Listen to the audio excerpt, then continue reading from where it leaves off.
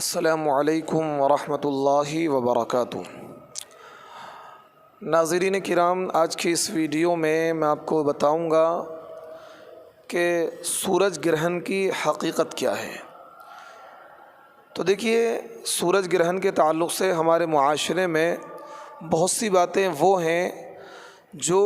بالکل بے حقیقت ہیں، بے بنیاد ہیں، ان کی کوئی اصلیت نہیں ہے، کوئی حقیقت نہیں ہے، صرف وہ جہالت پر اور رسومات پر مبنی ہے، لیکن وہ ہمارے معاشرے میں چلی آ رہی ہیں۔ دیکھیے، چاند گرہن، سورج گرہن، اس کی حقیقت صرف اتنی ہے کہ یہ اللہ کی قدرت کی نشانیوں میں سے ایک نشانی ہے۔ جو اللہ چاند کو چاندنی دینے پر اور سورج کو روشنی دینے پر قادر ہے، وہ اللہ اس بات پر بھی قادر ہے کہ چاند کی چاندنی کو ختم کر دے، سورج کی روشنی کو ختم کر دے۔ تو اس لیے اللہ رب العزت کی قدرت کی ایک نشانی ہے کہ جب چاند گرہن ہوتا ہے تو چاند بے نور ہو جاتا ہے، اپنی چاندنی کھو بیٹھتا ہے۔ اسی طریقے سے جب سورج گرہن ہوتا ہے تو سورج اپنی روشنی کھو بیٹھتا ہے اور سورج ماند پڑ جاتا ہے۔ تو یہ ہمیں سمجھ لینا چاہیے کہ یہ اللہ کی قدرت کی نشانی ہے، اس کے علاوہ کچھ بھی نہیں ہے۔ اور ہمیں یہ پتہ لگ جائے کہ جو اللہ سورج کو روشنی دے سکتا ہے، وہ سورج کی روشنی کو اللہ تعالیٰ چھین بھی سکتا ہے، ایک چیز۔ دوسری چیز یہ ہے کہ ہمارے معاشرے میں بہت سے لوگ سورج گرہن اور چاند گرہن کے تعلق سے طرح طرح کی رسومات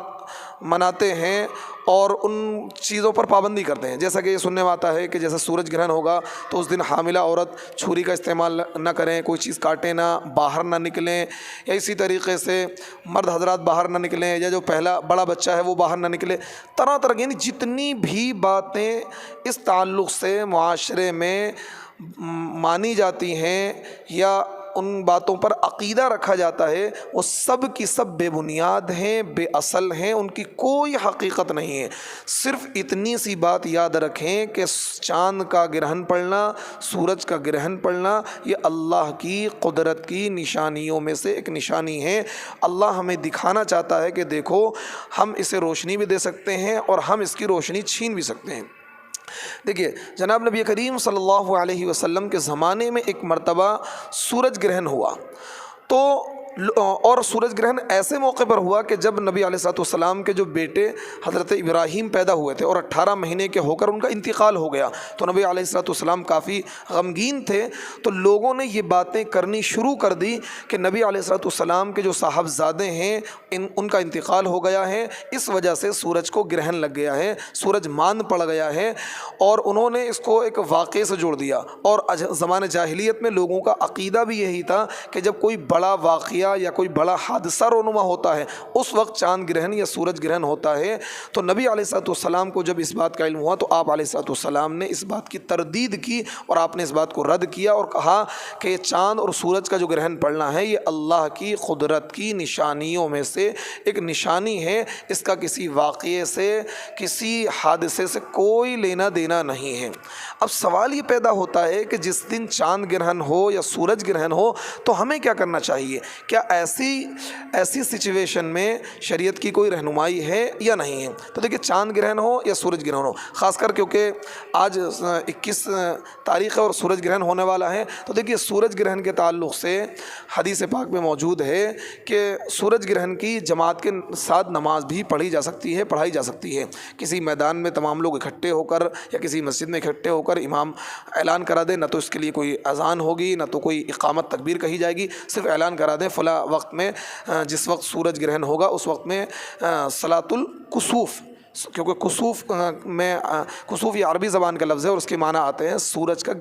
کا گرہن لگنا، سورج کو گرہن لگنا۔ تو صلاۃ الکسوف کیا ہے؟ امام 2 رکعت نماز تمام حاضرین کو پڑھا دے، اور اس میں علماء نے لکھا ہے کہ مسنون یہ ہے کہ لمبی قرات کرے، جب تک سورج گرہن ختم نہ ہو جائے اس وقت تک کیا ہے لمبی قرات کرے، اور اگر قرات اور نماز سے فارغ ہونے کے بعد وقت بچ جاتا ہے تو اس وقت میں دعا استغفار وغیرہ کرے۔ یعنی مسنون سورج گرہن میں یہ ہے کہ جس وقت سورج گرہن ہو اس وقت، خاص اسی وقت کیا ہے امام جماعت کے ساتھ نماز پڑھائیں اور ان میں لمبی قرات کرے۔ نماز سے فارغ ہونے کے بعد میں کیا ہے دعا اللہ تعالیٰ کے سامنے رو کر گڑ گڑا کر اپنے اعمال کی معافی مانگ کر اللہ سے رجوع کرنا چاہیے، اللہ سے توبہ اور استغفار کرنا چاہیے۔ یہ اعمال تو حدیث سے ثابت ہیں۔ اب اگر جماعت سے نماز نہ پڑھی جائے یا کوئی نہ پڑھی جا رہی ہو تو علماء نے لکھا ہے 2 رکعت 4 رکعت 6 رکعت اس وقت میں